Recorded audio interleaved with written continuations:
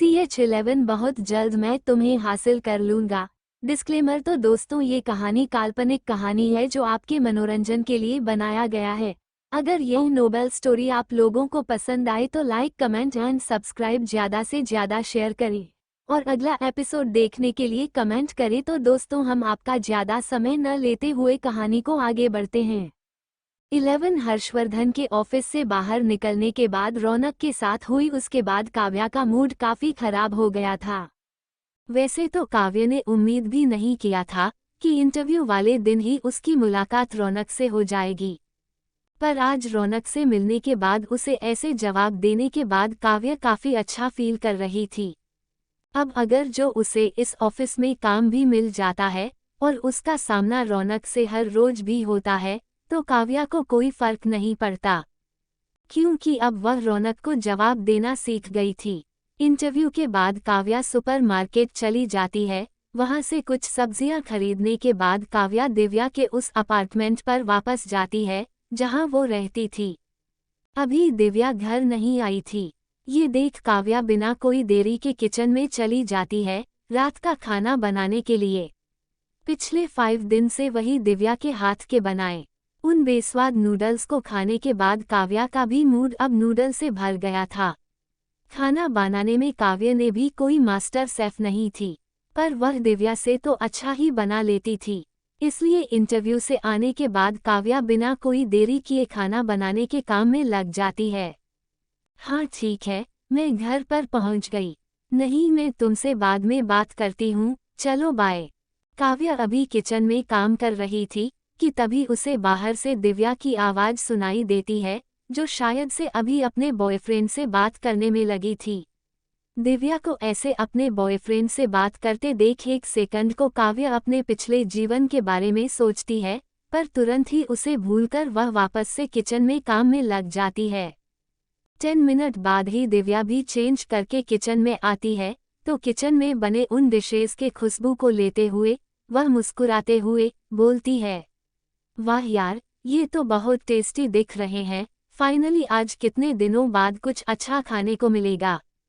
दिव्या की यह बात सुन काव्या बिना कुछ बोले मुस्कुराते हुए उसके हाथों में फ्राई राइस और सब्जी का बाउल थमा देती है और बाकी बचे खुद के हाथ में उठाने के बाद वह भी दिव्या के पीछे पीछे लिविंग रूम में लगे उस छोटे से टेबल के पास रख देती है। 1 मिनट, मैं अभी आती हूँ। खाने का बाउल को टेबल में रखने के बाद तुरंत से दिव्या वहां से रूम की तरफ भागती है। कुछ सेकंड बाद जब दिव्या वापस आती है तो उसके हाथों में वाइन की एक बोतल थी। दिव्या को ऐसे वाइन की बोतल लाते देख कन्या चौंकते हुए पूछते हैं, ये क्या है? आज तो कोई संडे नहीं, फिर तू ड्रिंक करने वाली है? क्वोट, मैं ही नहीं बेबी, हम दोनों। काव्या के बातों का जवाब देते हुए दिव्या किचन चली जाती है। वहां से वह 2 ग्लास लेकर आती है और दोनों को फील करने के बाद एक ग्लास काव्या के हाथ की तरफ बढ़ा देती हैं। दिव्या अक्सर ड्रिंक किया करती थी, पर काव्या नहीं, इसलिए दिव्या को ऐसे वाइन पकड़वाते देख काव्या अपनी हाथ पीछे कर लेती है। वह आज बिल्कुल भी ड्रिंक नहीं करना चाहती थी, क्योंकि उसने जब जब ड्रिंक किया है किसी और को फायदा हुआ है, न काव्या को ऐसे ग्लास ना पकड़ता देख दिव्या उसके हाथ में जबरदस्ती उस वाइन के ग्लास को थमाते हुए बोलती है, अभी यार, तू इतना बोरिंग क्यों है? अब तो खुल जा। क्वोट, नहीं, मुझे नहीं पीना, तू पी। बिल्कुल नहीं, आज हम दोनों ड्रिंक करेंगे। ये सेलिब्रेशन ही तेरी जॉब की खुशी में है। दिव्या की यह बात सुन काव्या देखते हुए बोलती है, पर मुझे तो कोई जॉब मिला ही नहीं। क्वोट, बेबी तो मिल जाएगा। तुझे लगता है जिस कंपनी के बॉस ने तेरे अप्रोजल को रिजेक्ट नहीं किया वहाँ के लोग तुझे जॉब के लिए मना करेंगे? इतना बोलने के बाद दिव्या काव्या को आंख मार देती है। काव्या दिव्या के इन बातों का मतलब बहुत अच्छे से समझ रही थी। काव्या को ऐसे शर्माते देख दिव्या उसके हाथ में उस ग्लास को फंसाते हुए बोलती है, आज की पार्टी तेरे नए जॉब के नाम। दिव्या को इतना एक्साइटेड देख काव्या ज्यादा कुछ ना बोलते हुए चुपचाप से अपने हाथ के गिलास का वाइन खत्म करने में लगती है। काव्या का खत्म करना था कि तुरंत से दिव्या वापस से उस ग्लास को भर देती है ऐसे करते करते हुए दोनों उस वाइन के पूरे बोतल को खत्म कर देती हैं। पूरी बोतल खत्म करने के बाद दिव्या अपने लड़खड़ाते हुई आवाज में बोलती है, यार मुझे लगता है इससे मुझे कोई नहीं होगा, हमें एक और बोतल लाना चाहिए। क्वोट, नहीं, बिल्कुल नहीं, अब मैं नहीं पीने वाली। काव्या अभी अपनी बातें खत्म कर पाती उससे पहले ही दिव्या अपने हाथ में वाइन की 2 बोतल लेकर वापस आ जाती है, वह बिना कोई देरी किए एक बोतल काव्या के हाथ में थमाते हुए बोलती है, अरे यार जब खुशी बड़ा हो तो ऐसे छोटे छोटे पैक्स मारने से कुछ नहीं होगा, चल देखते हैं पहले कौन खत्म करता है। क्वोट, इतना बोलने के बाद दिव्या बिना कोई देरी किए उस बोतल को अपने मुंह में लगा पीने लगती है। दिव्या को ऐसे करते देख काव्य भी ज्यादा कुछ ना सोचते हुए उस बोतल से वाइन पीने लगती है। खाते पीते दोनों को काफी लेट हो गया था। रात के 10 बजे के करीब भी वह दोनों अपने अपने रूम में ना जाकर वही लिविंग रूम में लगे उस सोफे पर सोए थे। दोनों दोस्त वही लिविंग रूम में सोफे पर सोई थी कि तभी काव्या का फोन बजता है। काव्या की फोन की आवाज सुन दिव्या अपने लड़खड़ाते हुए आवाज में बोलती है, तेरा भी हद है, तूने अब तक उस रौनक ना नंबर डिलीट नहीं किया, वही कमीना होगा, तू रुक मैं देखती हूँ। दरअसल काव्या को हर रात रौनक इस टाइम पर फोन किया करता था उसके दिन भर के कामों के बारे में पूछने के लिए। इसीलिए दिव्या को लगा था कि काव्य ने अब तक रौनक के नंबर को ब्लॉक नहीं किया था और हमेशा की तरह आज भी रौनक उससे बात करने के लिए फोन कर रहा है। दिव्या अपने दोस्त को लेकर परेशान थी। उसको डर था कि कहीं रौनक उसकी दोस्त को ज्यादा मनाने की कोशिश करेगा तो कहीं दिव्या उसे हाँ ना बोल दे। इसीलिए काव्या को फोन ना उठाने देने के बजाय दिव्या ने खुद ही फोन उठाना सही समझा। हेलो मिस्टर, क्या तुम्हें समझ नहीं आती? मेरी दोस्त ने तुमसे अब अपना सारा रिश्ता तोड़ दिया है, फिर तुम बार बार उसे कॉल क्यों कर रहे हो? मैं तुम्हें आखिरी बार चेतावनी दे रही हूँ, अगर तुमने आज के बाद मुझे दोबारा कॉल किया तो फिर तुम देख लेना मैं पुलिस में तुम्हारे अगेंस्ट कंप्लेंट करूंगी। फोन उठाते ही बिना दूसरी तरह की बात सुने दिव्या बोलने लगती है। दिव्या ने उस नंबर को भी नहीं देखा था कि क्या वो नंबर रोनके का है या किसी और। दिव्या के इतना कुछ बोलने के बाद भी दूसरी तरफ से कोई आवाज नहीं आता। ये देख दिव्या उस फोन को काटे बिना नीचे रख काव्य से बोलती है, वही कमीना था। मुझे पक्का यकीन है उसे पता लग गया होगा कि तुमने भी उसके कंपनी में अप्लाई किया है, इसलिए वह तुझे शायद से वहां ज्वाइन करने के लिए मना करने के लिए कॉल किया हो। पर तू डरना नहीं, ना ही पीछे हटना। राणा कंपनी में सिर्फ वही एक एम्प्लॉय नहीं, वहां पर और भी बेहतर एम्प्लॉय हैं। मुझे तो लगता है तुझे बहुत जल्द कोई नया बॉयफ्रेंड भी मिल। क्वोट, चुप हो जा, आज के लिए इतना काफी है, अब मैं अपने कमरे में जाती हूँ। दिव्या की बातों को इग्नोर करते हुए काव्या अपना फोन उठा चुपचाप से कमरे में चली जाती है।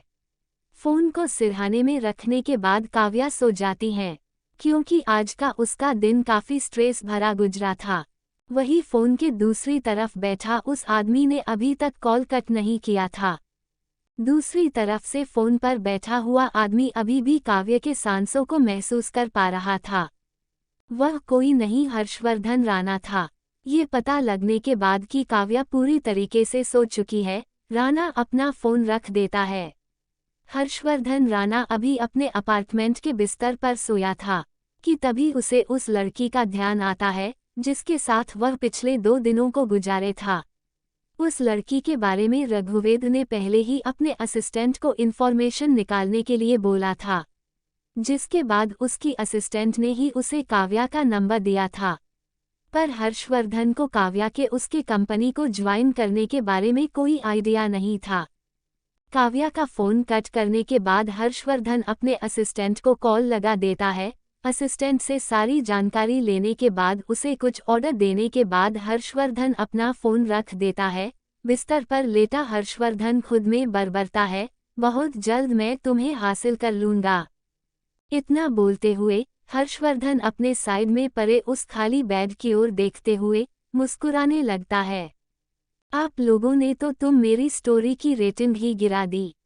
अगर अब पॉकेट वाले मुझे इस स्टोरी को लिखने के लिए मना करेंगे तो फिर मैं इसका आगे का एपिसोड अपलोड नहीं कर पाऊंगी। CH12 physical relation 12। सुबह जब काव्या उठती है तो उसके सिर में काफी दर्द हो रहा था। वहीं दूसरी तरफ अभी दिव्या भी सोई हुई थी। दिव्या को ऐसे सोए देख काव्या अपना फोन उठाती है उसमें वक्त देखने के लिए, पर उसका फोन ऑन नहीं हो रहा था, ऐसा लग रहा था वह फोन स्विच ऑफ था, शायद से बैटरी लो होने की वजह से। पर काव्या को ध्यान था कि वह कल रात अपना फोन चार्ज करने के बाद यूज कर रही थी। उसने इतना भी यूज नहीं किया था कि उसका फोन डेड हो जाए। ज्यादा कुछ ना सोचते हुए काव्या अपना फोन चार्ज में लगा देती है। अपना फोन ऑन ना होने की वजह से काव्या वही बिस्तर के साइड पर रखे दिव्या के फोन को ऑन करके उसमें वक्त देखती है तो अभी सुबह के 10 o'clock बज रहे थे। टाइम देखते ही काव्या के होश उड़ जाते वह तुरंत से वही टेबल पर रखे जग का पानी दिव्या पर उछलते हुए बोलती है, तू क्या पागल है, तुझे ऑफिस नहीं जाना क्या? क्वोट, यार सोने देना, क्यों मम्मा जैसा बिहेव कर रही है? क्वोट। दिव्या को ऐसे पानी फेंकने के बाद उसे नहलवाले के बाद काव्या उसका ये रिएक्शन देख चौंक जाती है। उसकी दोस्त सच में कुंभकर्ण है। ज्यादा देर ना करते हुए तुरंत से काव्या दिव्या के आंखों के सामने उसके फोन रख देती है। ये क्या है? 10 बज गए। क्वोट, मोबाइल में 10 o'clock बजे देख पहले तो दिव्या ज्यादा सीरियस नहीं लेती, पर जैसे ही उसका ध्यान वापस से समय पर जाता है वह तुरंत से बिस्तर से सीधा बाथरूम में चली जाती है। दिव्या के ऑफिस का टाइम 9:30 का था और वो अभी आधे घंटे लेट थी। दिव्या को ऐसे जाते देख काव्या तुरंत से उसके लिए किचन में पोहा बनाने चले जाती है। दिव्या जैसे ही अपने रूम से तैयार होकर बाहर निकलती है तो काव्या उसके सामने प्लेट थमा देती है। अपने सामने नाश्ते का प्लेट देखने के बाद भी दिव्या उसे बिल्कुल भी हाथ नहीं लगाती, क्योंकि उसके ऑफिस का लेट हो गया था। इसीलिए वह बिना खाए काव्या से बाय बोल वहां से जाने लगती है। दिव्या को ऐसा जाते देख काव्या उसके हाथों में लंच बॉक्स दबा देती है जो उसने दिव्या के लिए तैयार किए थे। काव्या से लंच बॉक्स लेने के बाद दिव्या तुरंत से ऑफिस के लिए निकल जाती है। दिव्या के ऑफिस चले जाने के बाद अभी काव्या उस घर में पूरी तरह से अकेली थी। काव्या ने अपने पूरे शेविंग्स अपनी शादी के लिए खत्म कर दी थी।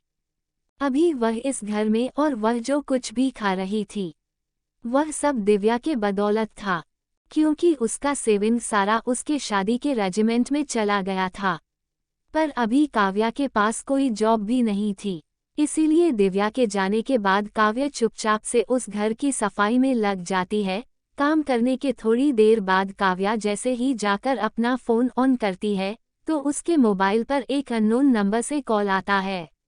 अननोन नंबर का कॉल उठाने के बाद पहले काव्या कुछ नहीं बोलती, पर दूसरी तरफ से ये जानने के बाद कि यह आदमी राणा कंपनी का मैनेजर है जिसने उसे कॉल किया है, काव्या काफी एक्साइटेड हो जाती है।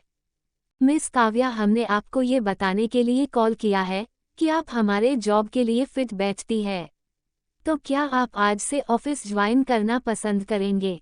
क्वोट, आज से ऑफिस ज्वाइन। क्वोट, जी मिस काव्या। क्वोट। काव्या उस मैनेजर की यह बात सुनकर पहले चौंक जाती है। काव्या ने कल ही इंटरव्यू दिया था और आज उसे ज्वाइनिंग के लिए कॉल आया था।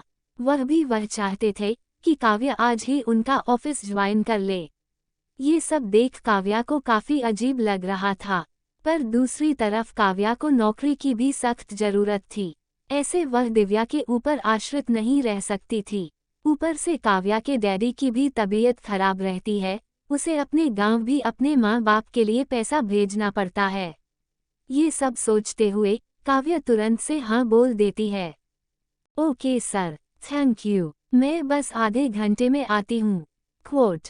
मैनेजर से यहाँ बात बोलने के बाद थोड़ी ही देर में काव्या अपने नए ऑफिस के लिए निकलती है। काव्या काफी एक्साइटेड और नर्वस थी। उसने उम्मीद नहीं किया था कि उसे इतना जल्दी इतना अच्छा जॉब मिल जाएगा। हालांकि काव्या टैलेंटेड थी, रिसेप्शनिस्ट से अपने बारे में बताने के बाद काव्या को वह रेस्पिनाइस्ट काव्या को मैनेजर के रूम के पास भेज देती है। अभी काव्या जिसकी रूम में गई थी वह कोई मैनेजर नहीं था, वह हर्षवर्धन का असिस्टेंट था। काव्या जैसे उस रूम में जाती है, हर्षवर्धन का असिस्टेंट उसके सामने एक कॉन्ट्रैक्ट बढ़ा देता है। काव्या ने इससे पहले ऑफिस में कॉन्ट्रैक्ट साइन किया था, इसलिए उसे इस कॉन्ट्रैक्ट में कुछ अजीब नहीं लगता। पर साइन करने से पहले हर्षवर्धन का असिस्टेंट काव्या को इतना बात जरूर बताता देता है कि इस कॉन्ट्रैक्ट को साइन करने के बाद काव्या अपने मर्जी से इस ऑफिस को छोड़ नहीं सकती थी, जब तक उसे इसका ऑफिस के मैनेजर या प्रेसिडेंट उसे ना निकाले। काव्या को इस बात से कोई एतराज नहीं था, इसलिए कुछ ज्यादा ना सोचते हुए वह उस कॉन्ट्रैक्ट पर साइन कर देती है। कॉन्ट्रैक्ट साइन होने के बाद रविंद्र का असिस्टेंट काव्या को एक रूम में जाने का इशारा करता है। काव्या को लगता है यह उसके ऑफिस के हेड का डिपार्टमेंट होगा। वैसे भी उसे इतना अंदाजा था कि हर्षवर्धन के बहुत सारे कंपनीज है, तो वह इसमें ही नहीं होगा। इसीलिए ज्यादा कुछ ना सोचते हुए काव्या उस केबिन के डोर पर नॉक करती है, तो अंदर से कमिन की आवाज आती है। आवाज सुनने के बाद काव्या केबिन के अंदर जाती है, तो अभी उस केबिन में बैठा हुआ वह आदमी अपना कुर्सी दूसरी तरफ घुमाए हुए था। काव्या उस आदमी का चेहरा देखने की कोशिश करती है, पर उसे कुछ नहीं दिखता कि तभी अचानक से वह आदमी उस कुर्सी को पलटता है, तो काव्या के सामने बैठा वह आदमी और कोई नहीं हर्षवर्धन था। हर्षवर्धन को ऐसे अपने सामने देख काव्या के हार्ट बीट बढ़ने लगता है, वह काफी ज्यादा घबरा जाती है। काव्या को इतना पता था कि उसने हर्षवर्धन के ऑफिस में काम करना स्वीकारा था, पर इतना जल्दी हर्षवर्धन से उसका आमना सामना हो जाएगा ये काव्या ने कभी नहीं सोचा था। रघुविंदर के चेहरे पर अभी कोई एक्सप्रेशन नहीं था, उसका ऑरा हमेशा की तरह अभी भी सख्त दिख रहा था। हर्षवर्धन को ऐसे अपने सामने देख काव्या की बोलती बंद हो गई थी, वह कुछ भी नहीं बोल पा रही थी। ये देख हर्षवर्धन बोलता है, हेलो मिस काव्या, आप बैठ सकती है। Quote, thank you president. Quote, ना चाहते हुए भी काव्या डरते हुए हर्षवर्धन की बात मान वह अपने सामने लगी, उस जगह पर बैठती है। काव्या रविंद्रन के सामने वाले कुर्सी पर बैठे हुए थी, वहीं हर्षवर्धन उसके सामने उस कमरे में चारों तरफ खामोशी थी। दोनों में से कोई कुछ नहीं बोल रहा था। एक तरफ जहां काव्या घबराई हुई अपने नाखूनों को नोचे जा रही थी, वही हर्षवर्धन अपने चेहरे पर बिना कोई एक्सप्रेशन लिए काव्या की ओर ही देखे जा रहा था। हर्षवर्धन को ऐसे खुद की तरफ देखते देख काव्या को काफी अनकंफर्टेबल फील हो रहा था, इसलिए काव्या ही उस रूम की सन्नाटा को तोड़ते हुए बोलती है, प्रेसिडेंट सर, आपने मुझे यहाँ क्यों बुलाया? क्वोट, काव्या की यह बात सुन हर्षवर्धन अपनी कुर्सी से उठता है, वह धीरे धीरे काव्या की ओर बढ़ रहा था। ये देखते हुए ही काव्या काफी अपना सिर नीचे झुका लेती है, उसे काफी डर लग रहा था। अचानक से राघवेंद्र के दोनों हाथ काव्या के कंधे पर होते हैं। अपने पीछे हर्षवर्धन को ऐसे खड़ा देख काव्या का डर और भी बढ़ जाता है, पर वह कुछ भी नहीं कर सकती थी। उसके पीछे खड़ा यह आदमी इस कंपनी का प्रेसिडेंट था, इसलिए वह उससे पूछती है, मिस्टर प्रेसिडेंट, आपको जो भी बोलना है आप मुझे जल्दी बोल सकते हैं, मुझे अभी काम पर जाना है। क्वोट, काव्या की ऐसी बात सुन हर्षवर्धन के चेहरे पर एक चमक आ जाता है, वह काव्या के कंधे पर अपने हाथ और ज्यादा जमाते हुए उसकी कानों के पास आकर बोलता था, be my woman. Quote, Kavya Harshvardhan के सांसों को अपनी नेक पर महसूस कर पा रही थी। हर्षवर्धन को अपने इतना करीब देख काव्या की धड़कनें तेज हो गई थी, वह अपने नाखूनों को अपने ही हाथ में गराई जा रही थी। काव्या की ऐसी हरकत देख रघुवेंद्र का हिम्मत बढ़ जाता है, वह काव्या के नेक के पास अपनी होठ रख देता है। हर्षवर्धन के इतना करते ही काव्या की पूरी बॉडी थारा जाती है, वह तुरंत से उस कुर्सी के उठ हर्षवर्धन से दूर हो जाती है। काव्या के ऐसी हरकत देख हर्षवर्धन अपने चेहरे पर एक शातिर मुस्कान लिए उसकी तरफ बढ़ने लगता है। हर्षवर्धन को खुद के करीब ऐसे आते देख काव्या इतना तो समझ गई थी कि वह अगर अभी नहीं बोलती तो फिर से उसे हर्षवर्धन को बोलने का मौका नहीं मिलेगा। इसलिए तुरंत से काव्या अपना हाथ आगे बढ़ा हर्षवर्धन को रोकते हुए बोलती है, मिस्टर प्रेसिडेंट, आप मेरे साथ किस प्रकार के रिश्ते की उम्मीद कर रहे हैं? जहां तक मैंने सुना है अपनी ऑलरेडी एक गर्लफ्रेंड है। क्वोट। काव्या की यह बात सुन रघुवेंद्र जहां था वही रुक जाता है, उसके चेहरे का रंग उतर जाता है। काव्या रघुवेंद्र को ऐसे उतरते चेहरे को देख काव्या ये बात बहुत अच्छे से समझ गई थी कि उसने बिल्कुल सही बोला है, पर काव्या की बातों का जवाब देते हुए जो रघुवेंद्र ने बोला वो सुन काव्या की सांसें अटक गई। CH13 जैसे तुम्हें पैसों की जरूरत है वैसे ही मुझे तुम्हारी। 13 फिजिकल रिलेशन। क्वोट। हर्षवर्धन के मुंह से ये सुनने के बाद काव्या की सांसें अटक गई थी। उसके सिर पर पसीना आ गया था। Physical relation. आज से पहले काव्या ने रोनिक के अलावा किसी और लड़के के साथ सही से बात भी नहीं किया था। वही यह आदमी उससे फिजिकल रिलेशन में खुद के साथ रहने के लिए बोल रहा था।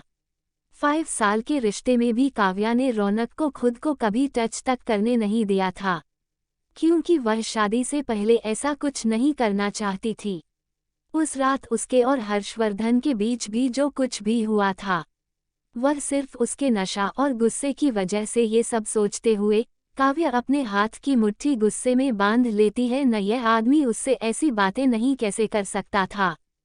काव्या को ऐसे ना बोलता देख हर्षवर्धन उसे वापस बोलता है, मैं तुम्हारे साथ फिजिकल रिलेशन रखना चाहता हूँ। क्वोट।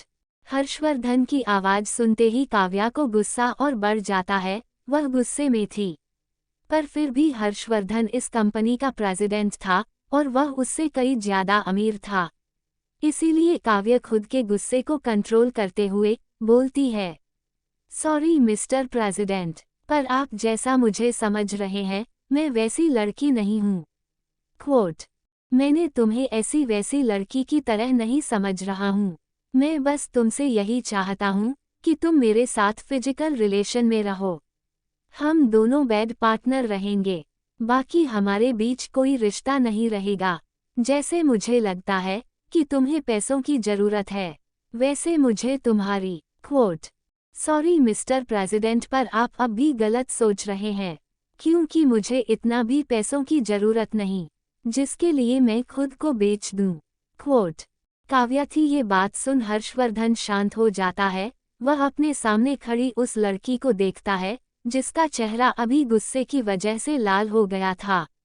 काव्या को इतना गुस्से में देख हर्षवर्धन के चेहरे पर एक तीखी मुस्कान आ जाती है। वह अपने पॉकेट से सिगरेट जला उसकी कस लेते हुए बोलता है, तुम मुझे ना कह रही हो, तुम्हें पता भी है मैं आज जिसे चाहूं अपना बना सकता हूं।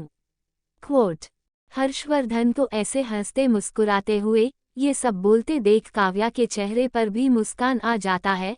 पहले रौनक और हर्षवर्धन अपने जीवन में आए इन दो आदमियों के वजह से काव्या ये बात बहुत अच्छे से समझ गई थी कि आदमियों को क्या चाहिए होता है। रौनक को उसने हाथ नहीं लगाने दिया, इस वजह से उसने उसकी ही बेस्ट फ्रेंड के साथ उसे चिट किया, और अब यह जो उसे खुद के साथ सोने के लिए पैसे ऑफर कर रहा है। रघुवेंद्र के बातों का जवाब देते हुए काव्या बोलती है, अगर ऐसा है तो मिस्टर प्रेसिडेंट आप उन्हीं में से किसी एक लड़की को अपना बना लीजिए जिसके साथ अपनाया यह एक्स्ट्रा मैरिटल अफेयर रख सकेंगे, या फिर मुझे लगता है शादी से पहले अपने गर्लफ्रेंड के साथ भी ऐसे रिश्ते में रहना कोई गलत नहीं। क्वोट। काव्या की यह बात सुन राघवेंद्र का चेहरा जो कुछ वक्त मुस्कुरा रहा था वह एकदम से सख्त हो जाता है। हर्षवर्धन गुस्से में अपनी सिगरेट को फेंक उसे पैरों से मसलते हुए काव्या की ओर बढ़ता है। हर्षवर्धन के ऐसे अपने तरफ बढ़ते देख काव्या भी पीछे होने लगती है, पर कुछ भी कदमों बाद काव्या केबिन के दीवार से पास पहुंच जाती है। इसके बाद उसके पास पीछे हटने का रास्ता नहीं होता। वही हर्षवर्धन तुरंत से काव्या के पास आ काव्या के चेहरे को पकड़ते हुए बोलता है, मुझे जो चाहिए होता है वह मैं लेकर ही मानता हूँ। मैं तुमसे प्यार नहीं करता, ना ही तुम मुझसे, इसलिए मैंने हम दोनों के बेनिफिट को देखते हुए तुम्हें यह ऑफर दिया था। पर मुझे लगता है तुम्हारे पास दिमाग नहीं। क्वोट, मिस्टर प्रेसिडेंट, मुझे लगता है आपको डॉक्टर की जरूरत है। मैं आपके साथ ऐसे किसी भी प्रकार के रिश्ते में नहीं रहना चाहती। क्वोट, काव्या की ऐसी ना सुनते हुए हर्षवर्धन का गुस्सा काफी बढ़ जाता है। वह अपनी हाथ की पकड़ काव्या के चेहरे पर बढ़ाते हुए बोलता है, पहले तुमने मुझे अप्रोच किया, अब जब मेरी बॉडी को तुम्हारी जरूरत है तो तुम मुझे माना कर रही हो। क्वोट, इतना बोलने के बाद हर्षवर्धन की हाथ काव्या के शर्ट के बटन खोलने लगते हैं। काव्या अभी काफी दर्द में थी, उसके आंखों से भी आंसू गिर रहा था। वह काफी बेचारी फील कर रही थी, पर उसे जैसे ही हर्षवर्धन की हरकतें को आइडिया लगता है, वह गुस्से में अपना हाथ उठा अचानक से हर्षवर्धन के गालों पर एक जोरदार तमाचा मार देती है। काव्या की इस हरकत की वजह से हर्षवर्धन पूरी तरह से हिल गया था। उसने कभी उम्मीद नहीं किया था कि काव्या उसके ऊपर हाथ उठाएगी, इसलिए अभी गुस्से में रेघुबेद का चेहरा लाल हो गया था। हर्षवर्धन को इतना गुस्से में देखने के बाद भी काव्या उससे बोलती है, मिस्टर प्रेसिडेंट, मुझे लगता है मैंने आपके कंपनी में जॉब के लिए अप्लाई करके काफी गलत कर दिया है। आपके कंपनी में फीमेल वर्कर्स सेफ नहीं, मैं आज ही यहाँ से रिजाइन दे दूंगी। क्वोट, काव्या की यह बात सुन हर्षवर्धन उसके हाथों को छोड़ गुस्से में बोलता है, तुम्हें लगता है मैं अपने हर फीमेल वर्कर्स के साथ ऐसा कुछ करता हूँ? क्वोट, काव्या कुछ नहीं बोलती, वह अभी काफी डरी हुई थी। वह कैसे भी करके जल्द से जल्द यहाँ से निकलना चाहती थी। काव्या को ऐसे ना बोलता देख हर्षवर्धन अपना कार्ड निकाल उसके हाथ में देते हुए बोलता है, मिस काव्या, अब तुम इस जॉब को तो छोड़ नहीं सकती, क्योंकि तुमने हमारी कंपनी के साथ कॉन्ट्रैक्ट साइन किया है, और अगर तुम्हें यहाँ सच में काम ही करना है तो आज से हम तुमसे वही काम करवाएंगे जो ऑफिस के बाकी लोग करते हैं। पर यह मेरा कार्ड अपने पास रखना, तुम्हें जब भी मेरी जरूरत हो तुम मुझे भुला सकती हो। मेरा यह ऑफर सिर्फ तुम्हारे लिए हर वक्त रहेगा। क्वोट, काव्य से इतना बोलने के बाद हर्षवर्धन केबिन से बाहर चला जाता है। काव्य समझ नहीं पा रही थी क्योंकि उसके साथ अभी क्या हुआ। काव्या केबिन में देखती है तो उस टेबल पर लिखा था ब्रांच मैनेजर, यह सोचते हुए कि वह अभी ब्रांच मैनेजर के केबिन में थी। तुरंत से काव्या उस केबिन से बाहर निकलती है। काव्या के चेहरा काफी खराब हो गया था, उसके चेहरे पर काजल के काले धब्बे हो गए थे, इसीलिए सबसे पहले काव्या वॉशरूम जाकर खुद के चेहरे को साफ करती है।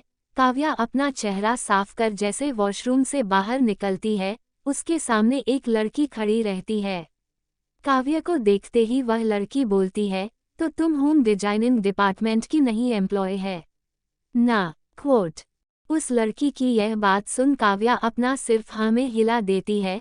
काव्या के इस रिएक्शन को देखते हुए वह लड़की तुरंत से अपना हाथ आगे बढ़ाते हुए बोलती है, हाय, मेरा नाम सिमरन है, मैं भी डिजाइनिंग डिपार्टमेंट में ही काम करती हूँ, तुम्हें अभी मेरे साथ चलना होगा। क्वोट, ये जानने के बाद कि वह लड़की भी डिजाइनिंग डिपार्टमेंट में ही काम करती है, काव्या उसके साथ चली जाती है। डिजाइनिंग डिपार्टमेंट के तरफ जाते हुई है वह लड़की काव्य से बताती है कि उसे कुछ पेंडिंग काम करने होंगे, जो कि अभी अभी मैनेजर ने उसे करने के लिए बोला है। काव्या उस लड़की ही बात पर कोई जवाब नहीं देती। उसके दिमाग में अभी भी कुछ देर पहले उसके और हर्षवर्धन के बीच हुई वह बहस घूम रहा था। काव्या ये नहीं सोच पा रही थी कि उसका यहाँ अब काम करना उसके लिए सही है कि नहीं।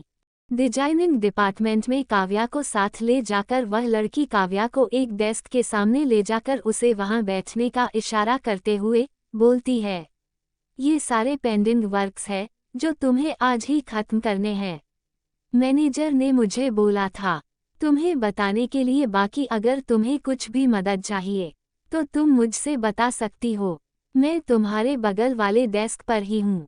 सिमरन की बातें सुन काव्या उस डेस्क की ओर देखती है तो उस पर अभी फाइलों का एक ढेर पड़ा हुआ था। उन फाइलों को देख काव्या समझ गई थी कि अभी अभी रघुवेद इसी बारे में बोल रहा था, पर काव्या यहाँ काम करने के लिए आई थी और जब तक सब उसके लिए ठीक है तब तक उसे ज्यादा मेहनत करने में भी कोई परेशानी नहीं है। वह ओवरटाइम भी करेगी। ओके, थैंक यू, मैं मैनेज कर लूंगी। क्वोट। काव्या सिमरन को इतना बोल अपने काम में लग जाती है। सिमरन से इतना बोलने के बाद काव्या अपने काम में लग जाती है। वह किसी को भी मौका नहीं देना चाहती थी उसके ऊपर उंगली उठाने की। उस दिन काव्या को ओवरटाइम करना पड़ा था और रात के करीब 8 बजे तक काम करने के बाद काव्या दिव्या के अपार्टमेंट वापस लौटती हैं। काव्या ने इस बारे में दिव्या को कुछ भी नहीं बताया। वह नहीं चाहती थी कि उसकी दोस्त उसके बारे में सोचकर परेशान हो। उस दिन के बाद लगता काव्या को हर रोज ऑफिस में ओवरटाइम करना पड़ता था, पर इससे काव्या बिल्कुल भी परेशान नहीं होती थी। काव्या को काम करने से प्रॉब्लम नहीं था। ऑफिस से आने के बाद अभी काव्या लिविंग रूम में बैठे हुए दिव्या का इंतजार कर रही थी, क्योंकि अभी रात के 10 बज रहे थे और अब तक दिव्या घर नहीं आई थी। काव्या दिव्या के बारे में सोचते हुए काफी परेशान थी कि तभी दिव्या भी आती है। दिव्या अभी काफी नशे में थी। उसको ऐसे देख काव्या घर के खिड़की से देखती है तो अभी दिव्या जिस कार में आई थी उसमें अभी कुछ और लड़के लड़कियां थे।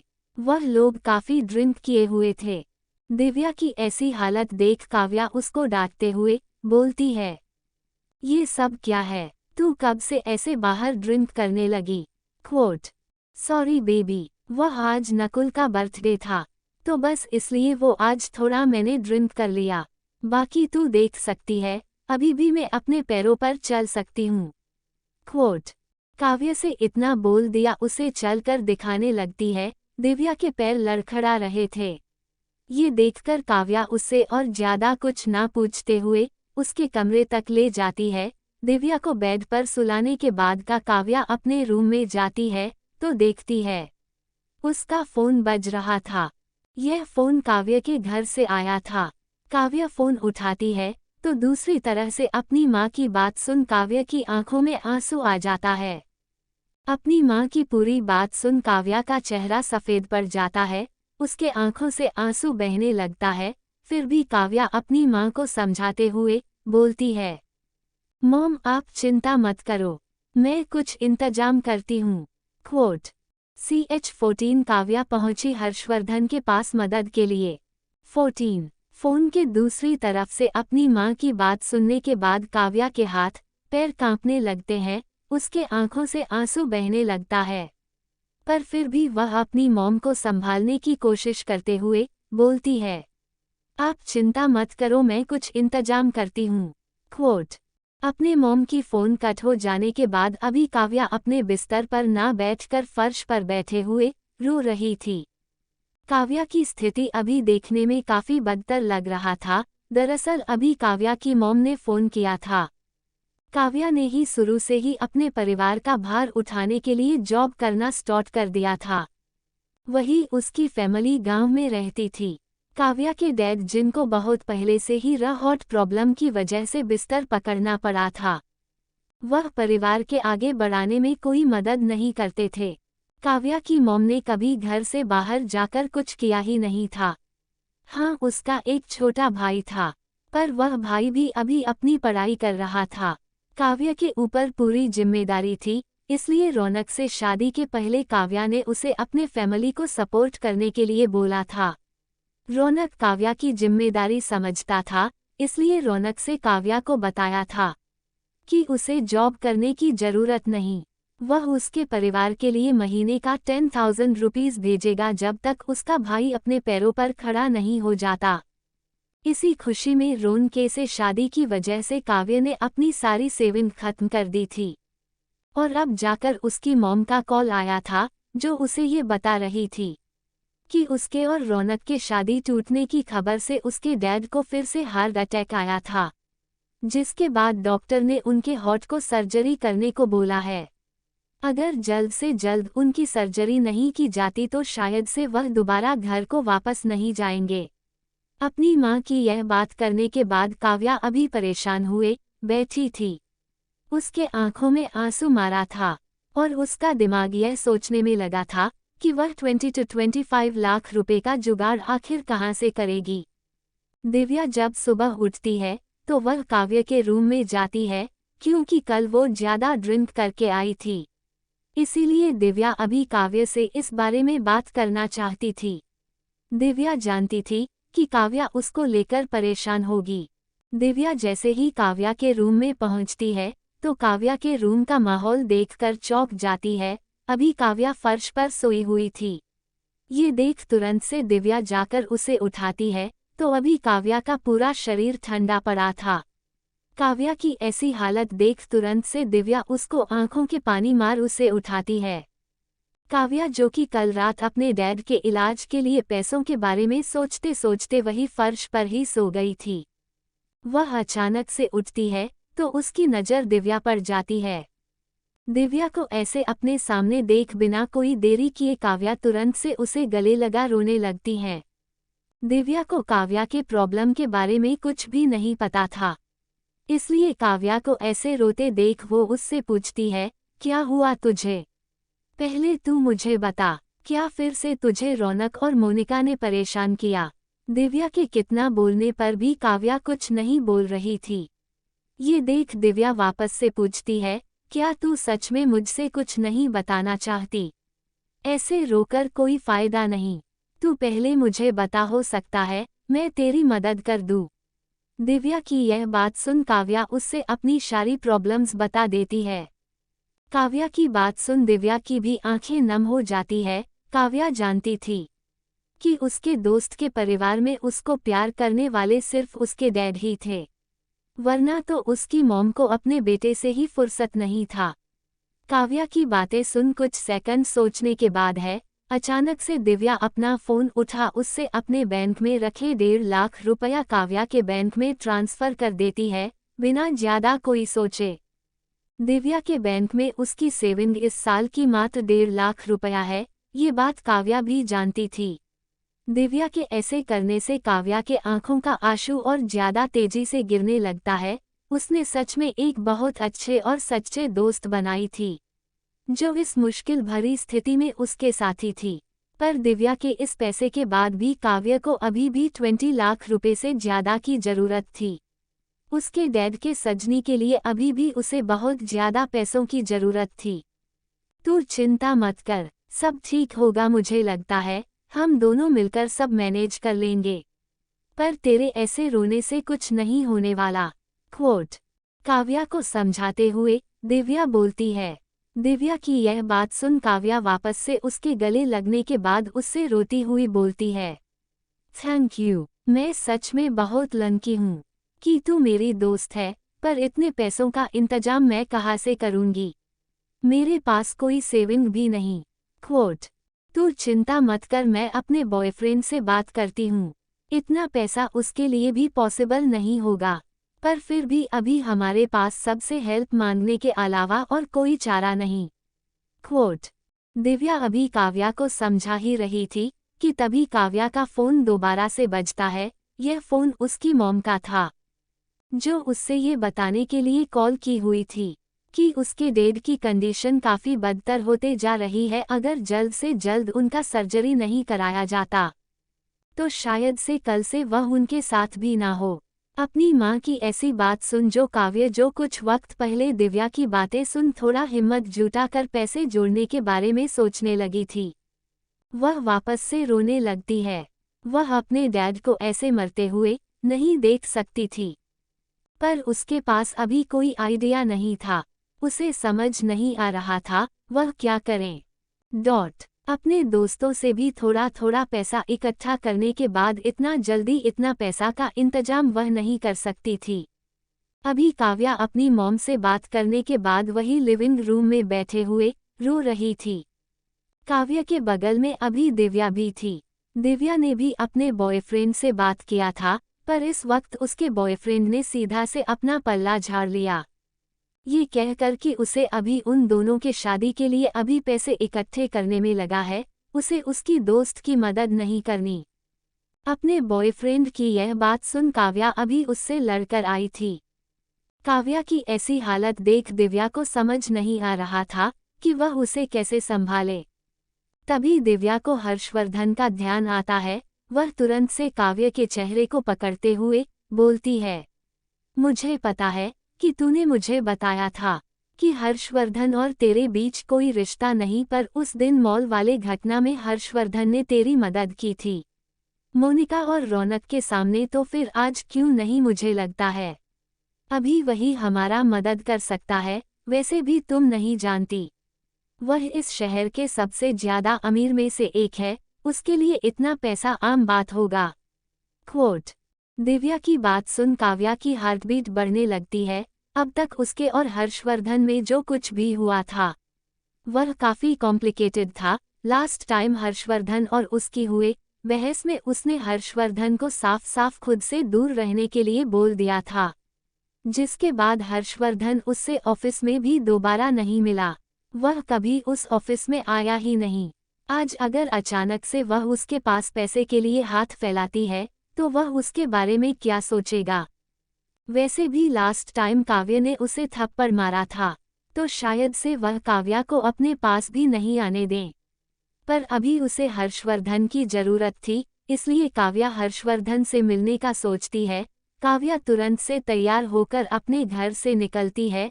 उसने दिव्या को इस बारे में कुछ भी नहीं बताया था। वह दिव्या से ये बोलकर निकली थी कि वह अपने ऑफिस के कुछ कलीग से इसमें मदद मांगेगी।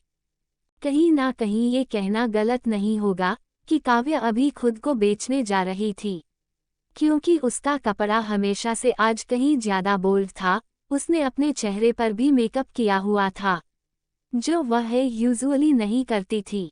ऐसा लग रहा था जैसे आज वह रघुविंदर को अट्रैक्ट करने का सोचकर अपने घर से निकली थी।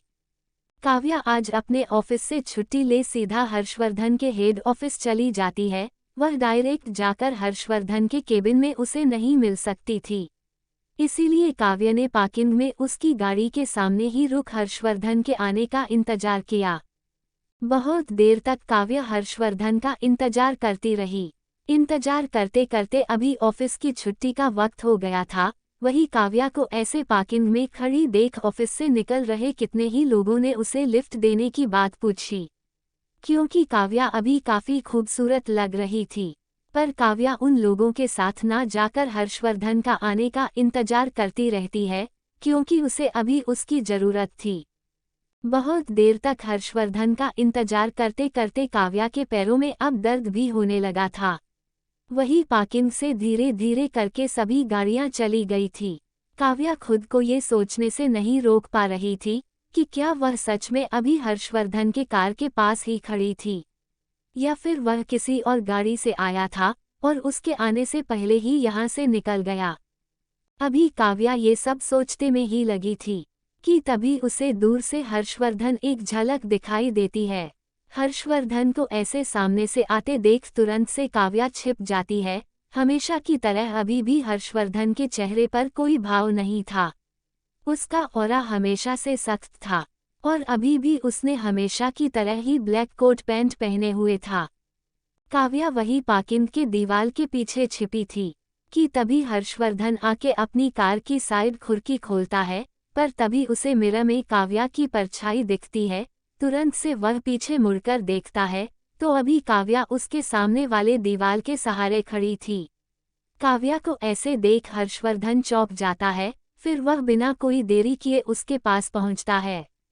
काव्या के सामने जा उसे ऊपर से नीचे तक देखने के बाद अचानक से हर्षवर्धन के चेहरे पर एक छोटी सी मुस्कान आ जाती है। वह मुस्कुराते हुए पूछता है, तुम यहाँ? क्या ये सच में कोई सपना नहीं? क्वोट। कितने दिन बीत गए थे जब लास्ट टाइम हुए उन बस के पास काव्या ने हर्षवर्धन को थप्पड़ मारा था।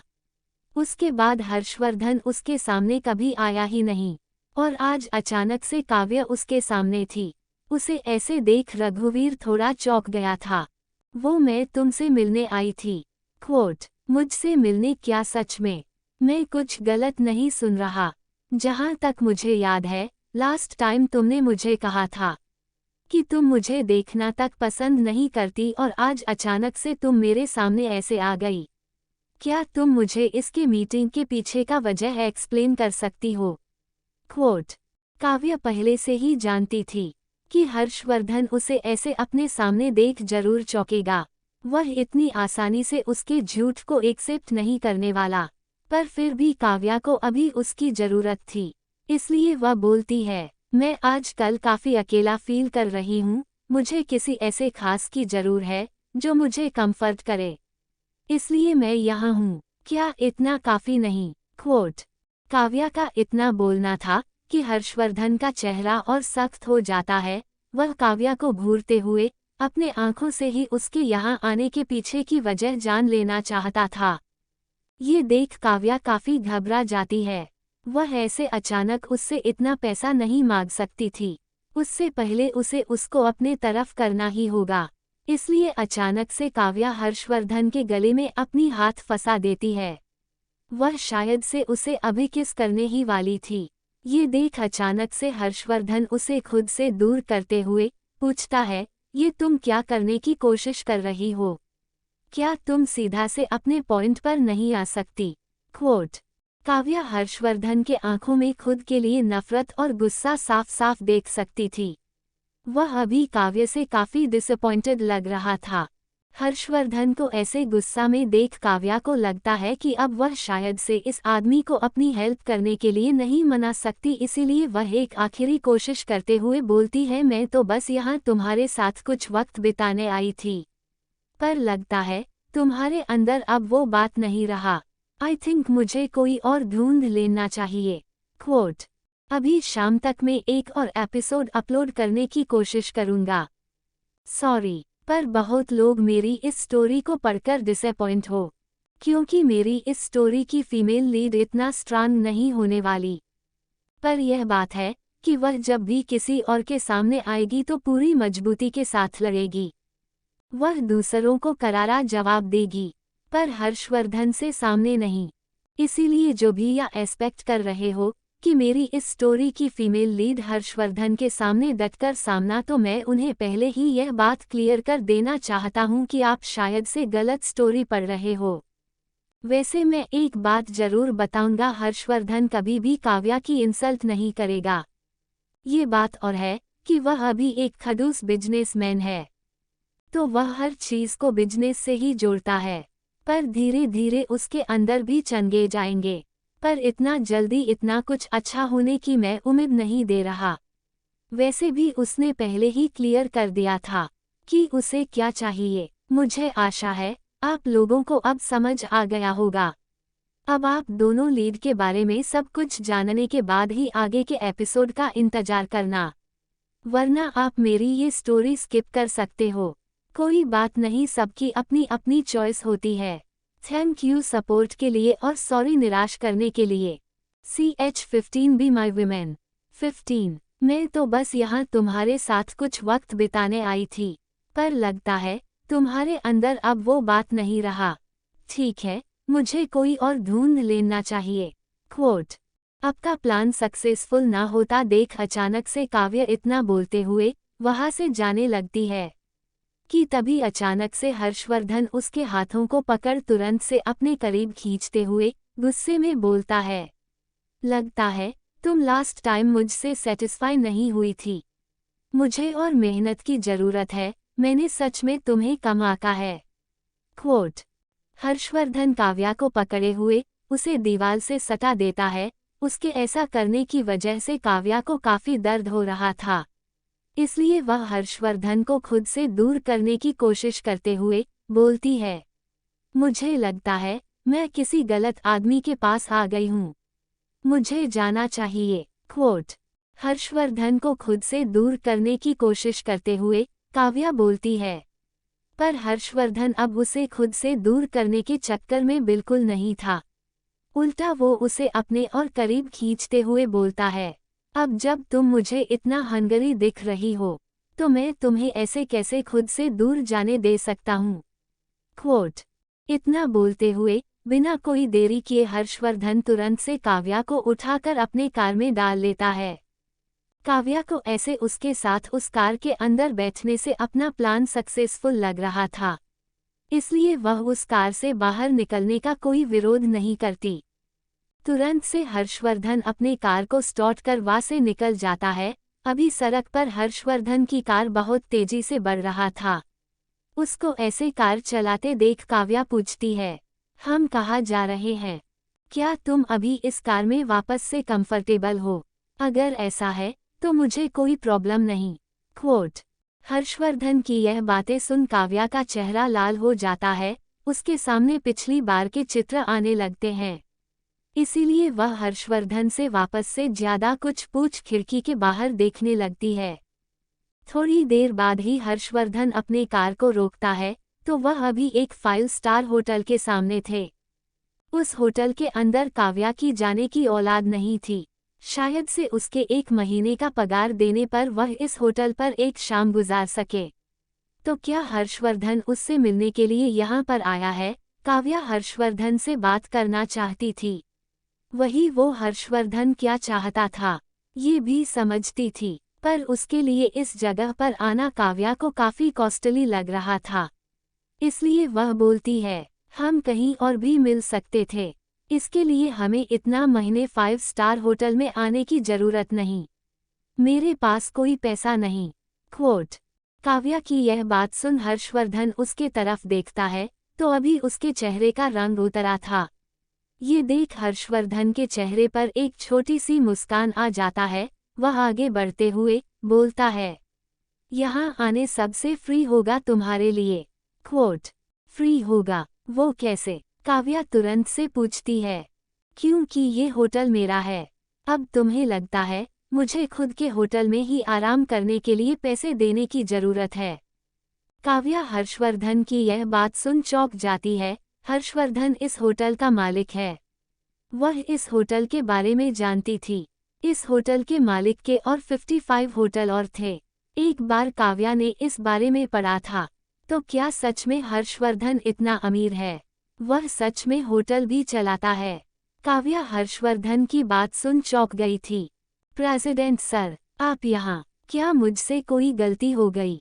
हर्षवर्धन को देखते ही तुरंत से होटल का मैनेजर दौड़ते हुए उसके पास आकर बोलता है। मैनेजर अभी काफी घबराया हुआ था। काव्या उसके नर्वसनेस को देख सकती थी। मेरे लिए एक रूम का ठीक करो, मैं अभी आराम करना चाहता हूँ। क्वोट। व्हाट? हर्षवर्धन की यह बात सुन वह मैनेजर चौंक जाता है। वह तुरंत से खुद के को संभालते हुए बोलता है, प्रेसिडेंट इस साइड चलिए। क्वोट। काव्या और हर्षवर्धन उसमें नज़र फॉलो करते हुए 15 फ्लोर तक पहुंचते हैं। जिसके बाद मैनेजर उसके सामने वाला वो रूम खोल देता है। ये प्रेसिडेंट सूट था। ये सूट काव्या और दिव्या के उस घर से कहीं ज्यादा बड़ा और आलीशान था। मैनेजर ने जाने के बाद अभी काव्या उस रूम को देख ही रही थी कि तुरंत से हर्षवर्धन उसे दीवाला के सहारे सटा देता है। काव्या अभी कुछ बोल पाती कि उससे पहले ही हर्षवर्धन उसके होठ पर अपने होठ रख देता है। हर्षवर्धन के ऐसे अचानक से इस किस की वजह से पूरे शरीर में इलेक्ट्रिक शॉक लगता है। काव्या को कुछ भी बोलने ना ही करने का मौका दिए बिना हर्षवर्धन उसके ऊपर हावी हो जाता है। काव्या को नहीं पता था कितने वक्त तक पर हर्षवर्धन ने उसे तब तक नहीं छोड़ा जब तक वह उससे पूरी तरह से सेटिस्फाई नहीं हुआ था। हर्षवर्धन के साथ कुछ वक्त ही रहने की वजह से काव्या पूरी तरह से थक चुकी थी। उसके शरीर में कोई जान नहीं था। काव्या अभी अपनी आंखें बंद किए हुए बिस्तर पर लेटी थी। वही हर्षवर्धन अभी काव्या के बगल में सोए हुए उसके तरफ ही घुरे जा रहा था। क्या तुम मुझे अब बता सकती हो कि तुम्हें यहाँ आने की वजह क्या थी? काव्या अपनी आंखें बंद किए हुए थी कि अचानक से हर्षवर्धन की यह बात सुन वह उसके तरफ देखती है तो वो अभी उसे ही घुरे जा रहा था। हर्षवर्धन की बातों का जवाब देते हुए तुरंत से काव्य बोलती है, क्यों तुम्हें ऐसा क्यों लगता है कि मेरे पास कोई और वजह है? क्वोट।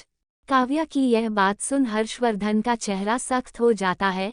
वह उसके चेहरे को पकड़ते हुए बोलता है, क्या तुम्हें लगता है मैं तुम्हें अब तक इतना भी नहीं समझा? चलो अब ये बताओ यहाँ आने की वजह क्या है? ठीक है, फिर तुम मुझे 25 लाख रुपए दे दो। क्वोट। काव्या की यह जवाब सुन हर्षवर्धन चौंक जाता है। उसने इस बात की शायद से उम्मीद नहीं की थी। तुम सच में मेरे समझ से बाहर हो। पर क्या तुम्हें लगता है तुम्हारा वन टाइम 25 लाख का वथ रखता है? हर्षवर्धन की यह बात सुनते ही तुरंत से काव्या बिस्तर से उठ उसका हाथ पकड़ते हुए बोलती है, मुझे पता है 25 लाख तुम्हारे लिए कोई बड़ी रकम नहीं, और मैं तुमसे प्रॉमिस करता हूँ मैं तुम्हें ये पैसा बहुत जल्द दे दूंगी। मुझे पता है तुम मेरे बारे में क्या सोच रहे होगे, पर यकीन मानो अगर मुझे इसकी जरूरत नहीं होती तो मैं कभी तुम्हारे पास नहीं आती। क्वोट। इतना बोलते हुए अचानक से काव्या के आंखों में आंसू आ जाता है। वह जानती थी अभी उसके खुद को बेचकर यह सौदा किया है, पर वह अपने डैड के लिए कुछ भी कर सकती थी। अगर वो सही तरह से कमाकर उनकी मदद नहीं कर सकी तो ऐसे ही सही। वही काव्या की बात सुन रहा हर्षवर्धन जैसे ही उसके आंखों में आंसू देखता है उसकी भावें तन जाती है। वह तुरंत से अपने साइड में रखे कोट में से एक चेक साइन करता है। साइन करने के बाद हर्षवर्धन वह चेक काव्या की तरफ बढ़ाता है। काव्या उस चेक को देख तुरंत से खुश हो जाती है। लगता था आज हर्षवर्धन को अप्रोच करना उसका सही साबित हुआ, पर वह अभी उस चेक को हर्षवर्धन से ले पाती उससे पहले की ही। हर्षवर्धन वह चेक वापस से अपने हाथ में बांध लेता है। काव्या को हर्षवर्धन की ऐसी हरकत को देख काफी गुस्सा आता है। वह अभी यहाँ इतनी परेशान है और इस आदमी को अभी भी उससे मजाक करना है। मैं तुम्हें ये देने के लिए तैयार हूँ, पर बदले में तुम्हें मेरी एक शर्त माननी होगी। क्वोट। काव्या हर्षवर्धन की यह बात सुन तुरंत से बोलती है, मैं तैयार हूँ, अगर वो मेरे हक में रहा तो मुझे कोई प्रॉब्लम नहीं। क्वोट। काव्या कैसे भी अभी हर्षवर्धन से वह पैसा लेना चाहती थी, इसलिए वो जो बोलता वो मानने के लिए काव्या परेशान थी। पर अगले ही पल हर्षवर्धन ने जो कहा वो सुन वो चौंक जाती है। Be my woman. काव्या की यह बात सुन चौंक जाती है। वह चौंकते हुए पूछती है, तुम कहना क्या चाहते हो? It can also be said that I want you to be my lover. In the future when I need it you must come at any time and you can't refuse me. Harshvardhan की यह बात सुन काव्या ये बहुत अच्छी तरह से समझ गई थी कि ऐसे या तो वैसे बेसिकली वह उसे अपने फिजिकल डाइजरस को कंप्लीट करने के लिए रिश्ता रखना चाहता है। इसलिए काव्या तुरंत से मना करने की सोचते हुए बोलती है, क्या मैं इसके अलावा और कुछ नहीं कर सकती? क्वोट। कर सकती हो। क्वोट। क्या? हर्षवर्धन की यह बात सुन काव्या को उम्मीद जागता है। वह तुरंत से पूछती है। वह हर्षवर्धन की ओर उम्मीद भरे नजरों से देखती है, इस उम्मीद में कि शायद से वो अपना कंडीशन चेंज कर दे कि तुम ये पैसे भूल जाओ। क्वोट। हर्षवर्धन की यह बात सुन काव्या समझ गई थी कि अब उसके पास कोई और ऑपरेशन नहीं, इसलिए वह ना चाहते हुए भी बोलती है, okay I promise you. Quote. Kavya की यह बात सुनते ही हर्षवर्धन के चेहरे पर एक बड़ी सी मुस्कान आ जाता है। वह तुरंत से काव्या के हाथ में वो चेक थमा देता है। उस चेक को देखते ही तुरंत से काव्या के चेहरे पर एक बड़ी सी मुस्कान दौड़ जाती है। वह तुरंत से उस चेक को अपने पर्स में रख लेती है, इस डर से कि कहीं हर्षवर्धन अपना मन ना बदल ले। अब क्या तुम मुझे बता सकती हो तुम्हें इतने पैसे क्यों चाहिए? क्वोट। हर्षवर्धन की यह बात सुन इस बार काव्या उससे सब कुछ सच सच बता देती है, क्योंकि वह जानती थी हर्षवर्धन के लिए उसके परिवार के बारे में भी पता लगाने में कोई ज्यादा वक्त नहीं लगने वाला था। काव्या की यह बात सुन हर्षवर्धन ज्यादा कुछ ना बोलते हुए तुरंत से अपने कपड़े पहन वहां से जाने के लिए तैयार होने लगता है। ये देख काव्या भी अपने कपड़े पहन वहां से निकलने को होती है, पर वो अभी उस रूम का गेट खोल पाती उससे पहले ही हर्षवर्धन बोलता है, रुको, मैं तुम्हें छोड़ देता हूँ। क्वोट। काव्या हर्षवर्धन की यह बात सुन रुक जाती है। वह खुद भी ऐसे यहाँ से नहीं जाना चाहती थी। वह जानती थी होटल के सारे स्टाफ उसके बारे में गलत सोचेंगे, ऐसे अगर वो अकेले गई, और अगर हर्षवर्धन उसके साथ रहा तो कोई उसे देखेगा भी नहीं। अभी हर्षवर्धन कार ड्राइव कर रहा था। वही काव्या खिड़की के बाहर देखते हुए अपने फ्यूचर के बारे में सोच रही थी कि तभी हर्षवर्धन उससे पूछता है, तुम कहाँ रहती हो? काव्या उसे अब ज्यादा कुछ ना छिपाते हुए दिव्या के घर का एड्रेस बता देती है। क्या तुम सच में अपने दोस्त के घर पर रहती हो? अगर ऐसा है तो मैं तुम्हारे लिए एक घर खरीद देता हूँ। क्वोट। हर्षवर्धन की यह बात सुनते ही तुरंत से काव्या उसे माना करते हुए बोलती है, नहीं, मुझे इसकी कोई जरूरत नहीं। मैं दिव्या के साथ रहकर खुश हूँ। तुम्हें मेरी मदद करने की कोई जरूरत नहीं। क्वोट। काव्या पहले ही रघुवेंद्र से बहुत मदद ले चुकी थी, अब उससे वो और कुछ नहीं ले सकती थी। उन दोनों का रिश्ता उस तरह का नहीं था, वो बस उसके फिजिकल डिजायर्स को कंप्लीट करने की एक जरिया थी। अगर उसके डैड की हालत वैसी नहीं होती तो वो कभी भी इस आदमी से पैसा नहीं मांगती। काव्या अभी से ही अपने फ्यूचर को लेकर काफी टेंशन में थी। वह सोच भी नहीं सकती थी कि आने वाले दिनों में उसका और हर्षवर्धन का रिश्ता कैसा होने वाला था। पर अभी के लिए उसे अपने डैड के सर्जरी के लिए इस पैसे की जरूरत है, इसीलिए अभी ज्यादा कुछ ना सोचते हुए काव्या ने हर्षवर्धन को हाँ कर दिया था। पर यहाँ से फ्री होने के बाद काव्या इसके बारे में भी जरूर सोचेगी। आखिर इसका भी कोई तोड़ तो जरूर होगा। काव्या की यह बात सुन रघुवेंद्र ज्यादा कुछ ना बोलते हुए उसके तरफ अपना फोन बढ़ा देती है। काव्या उस फोन को देख चौंकते हुए पूछती है, इसका मैं क्या करूं? क्वोट। कहीं ना कहीं हर्षवर्धन भी काव्या को थोड़ा थोड़ा समझने लगा था। उसे भी ये अंदाजा हो गया था कि काव्या कैसी लड़की है, पर वह इतना जल्दी इस लड़की से प्यार नहीं कर सकता था। इसीलिए अभी जो उसकी फीलिंग उसको लेकर है, उसी के साथ वह आगे बढ़ना चाहता था। अपना फोन नंबर दो। क्या तुम चाहती हो मैं तुम्हारा इंतजार करूं अगली बार जब भी मुझे तुम्हारी जरूरत हो? क्वोट। काव्या हर्षवर्धन की यह बात सुन उसके फोन में अपना नंबर डायल कर देती है। वो जानती थी हर्षवर्धन के कहने का आखिर क्या मतलब है। अब आगे से जब भी वह उसे बुलाएगा उसे उसके पास जाना होगा। वह शायद से इसी वजह से घर भी ऑफर कर रहा था ताकि उसे अपने आसपास कहीं रख सके। तो दोस्तों, अगर आप लोगों को यह नोबेल स्टोरी पसंद आए तो लाइक, कमेंट एंड सब्सक्राइब ज़्यादा से ज़्यादा शेयर करें और अगला एपिसोड देखने के लिए कमेंट करें। तो दोस्तों, आज के लिए बस इतना ही।